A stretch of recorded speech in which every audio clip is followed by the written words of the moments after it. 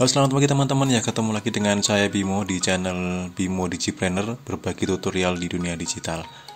Oke teman-teman, hari pertama kelas desain gratis, desain suka-suka sudah dimulai. Jadi sesi pertama ini kita akan membahas tentang mindset desain suka-suka. Kenapa sih harus diawali dengan mindset ya? Karena ketika kita melakukan sesuatu, kita harus mulai dulu dari why-nya ya. Kenapa gitu? Karena kalau why-nya ini nggak ketemu, kita untuk melakukan how itu juga bagaimana caranya itu nggak begitu bergairah. Tapi kalau why-nya sudah ketemu, wah saya benar-benar harus belajar desain, saya harus menguasai desain ya, minimal untuk pos jualan produk saya menguasai. Jadi teman-teman kalau sudah menemukan kliknya, menemukan why-nya, itu nanti how-nya, mengerjakannya, bagaimananya akan jauh lebih ringan dan jauh lebih mudah. Jadi ketika menemukan kesulitan, menemukan hambatan, itu tidak mudah menyerah karena why-nya sudah kuat ya. Dan why ini sangat berhubungan juga dengan hasil ya. Jadi ketika kita mau merubah hasil, kita harus mulai dari sini dulu ya. Pola pikir itu mempengaruhi tindakan, tindakan mempengaruhi hasil. Jadi kalau kita mau merubah hasil, kita tidak cukup hanya dengan merubah tindakan. Oh, saya harus belajar ini, saya harus belajar itu, saya harus menambah ini, menambah itu. Tetapi kalau pola pikir kita nggak beres, pola pikir kita nggak benar, belum dirubah, maka tindakannya juga tidak akan bisa pas dan hasilnya juga akan berbeda. Tapi kalau pola pikir kita sudah tepat, tindakan kita akan mengikuti dan hasil juga akan mengikuti. Salah satu contoh misalkan teman-teman pola pikir beriklan ya. Kalau beriklan misalkan pola pikirnya salah ya, akhirnya kok uang saya berkurang ya, kok segini nggak ada sales ya, dan lain sebagainya. Tapi kalau pola pikir tepat, oh dengan beriklan tuh saya memisahkan database mana yang potensial, database mana yang tidak potensial, sehingga saya menemukan formula iklan paling tepat dan saya menemukan produk yang paling tepat. Nah kalau pola pikirnya beres, tindakan akan beda, hasilnya juga akan beda. Itu ya teman-teman ya. Jadi why ini, kenapa sih kita harus menguasai desain, itu harus ditemukan ya. Salah satunya setelah pandemi ini banyak yang bilang itu new normally, jadi siap-siap untuk kehidupan baru ya. Salah satunya setelah pandemi ini akan banyak orang yang mulai sadar, mulai melek tentang bisnis online. Banyak orang akan berkantor hanya dari rumah dan mengerjakan atau menghasilkan uang hanya dari rumah. Kemudian bisnis online itu mainnya adalah visual teman-teman ya. Jadi bisnis online itu pertama yang dilihat adalah desain, visual, apa yang dilihat. Bukan apa yang didengar, bukan apa yang dibaca, itu nanti, tetapi apa yang dilihat pertama dulu. Ya, salah satu contoh misalkan teman-teman di Facebook. Salah satu contoh misalkan di Facebook ya, orang main Facebook atau masuk ke Facebook itu kan bukan untuk berbelanja.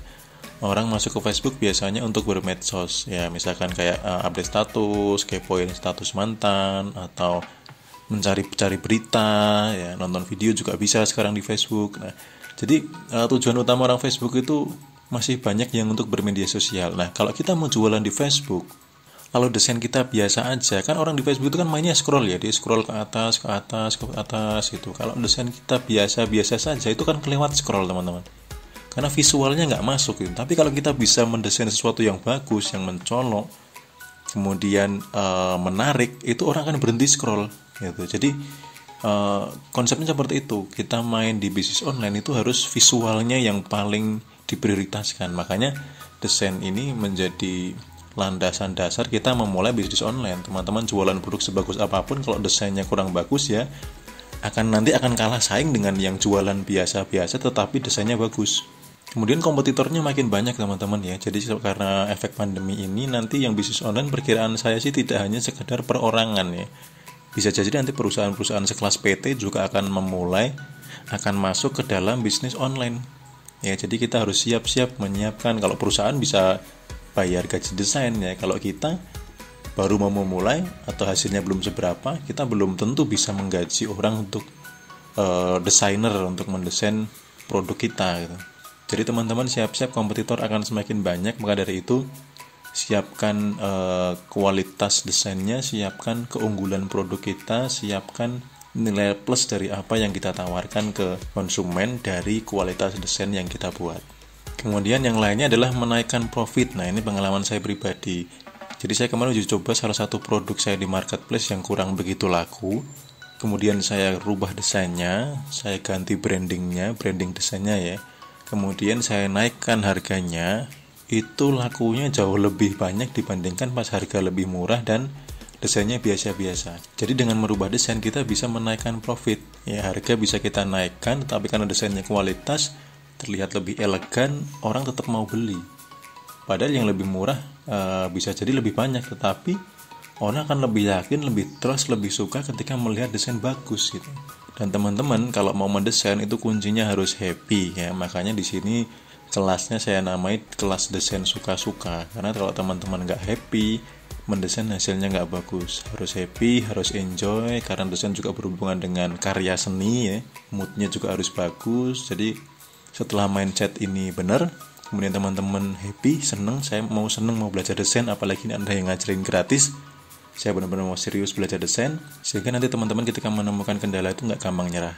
Nah, ini berbagai mindset dari saya atau alasannya why, kenapa kita harus belajar desain. Teman-teman bisa tambahkan sendiri, temukan lagi, kenapa sih saya harus belajar desain gitu. Misalkan, habis ini saya mau buka jasa desain ya, karena pasti banyak orang yang membutuhkan desain. Atau habis ini saya mau buat template desain lalu dijual, itu juga boleh-boleh saja, sah-sah saja ya teman-teman. Walaupun di sini teman-teman belajarnya gratis, tidak masalah.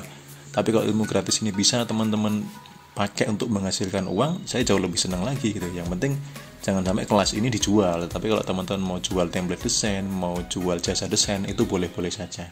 Oke teman-teman, sesi pertama kelas desain suka-suka tentang mindset desain sampai di sini dulu. Kalau teman-teman ada yang mau ditanyakan, boleh ya komen. Kemudian teman-teman silahkan like, subscribe, kemudian share juga, supaya kelas ini lebih bermanfaat bagi banyak orang. Dan saya doakan teman-teman yang mau untuk share, mau memberikan kabar kebaikan ini juga semakin dimudahkan, semakin diberi kebaikan dan dimudahkan rezekinya.